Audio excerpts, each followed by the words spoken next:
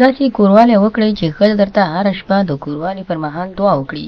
سلام ګران لیدونکو، هیله ده چې روغ جوړ او د صحت جامې وکتل وي. زه یو ځل بیا ستاسو په خدمت کې د یو نوي ویډیو سره راځم. هیله ده چې د پام وړ مو وګرځېږي. تر هر څه دمخه باید یادونه وکړم، که زموږ چینل مو نه وي سبسکرایب کړی نو زموږ چینل سبسکرایب کړئ او په خوا کې ورسره د ګوګل نشان ووهئ. مننه. هره شپه داسې کوروالی وکړئ چې مېرمنه په خپلو لاسونو درته دعا وکړي.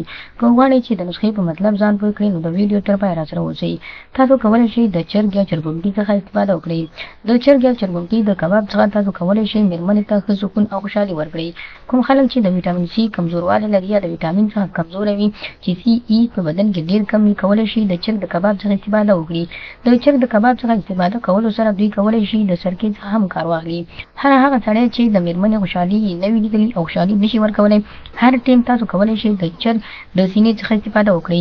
د چرګ سینه کې تقریبا تر ډېر زیات قوي ویټامینونه دي.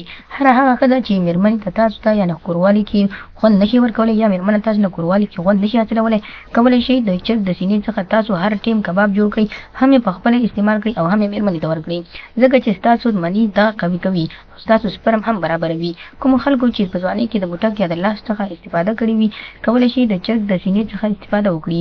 هر هغه سړی چې غواړي مني قوي مضبوط شي، کوروالی خوشحاله اوسېږي، په کوروالي کې هم مېرمنه خوشحاله اوسېږي او هم دی خوشحاله اوسېږي، نو همیش لپاره دې په هفته کې 2 ځلې د چرګ د سینې څخه استفاده کوي. که هغه څومره هم غریب وي او که څومره هم بې پیسو انسان وي، کولی شي په هفته کې یا 1 ځل یا 2 ځلې حتما د چرګ د سینې څخه استفاده وکړي. همداراز دوی کولی شي په هفته کې 1 ځل د هغه ترڅنګ په سرکې کې فاخه کې یعنې سرکه هم ورسره استعمال کړي. هغه سرکه چې د مڼې څخه جوړه شوې وي، ځکه چې ستاسو مني هم را شهوت کې هم راولي انسان او هم مېرمنه د دغه شهوت برابروي.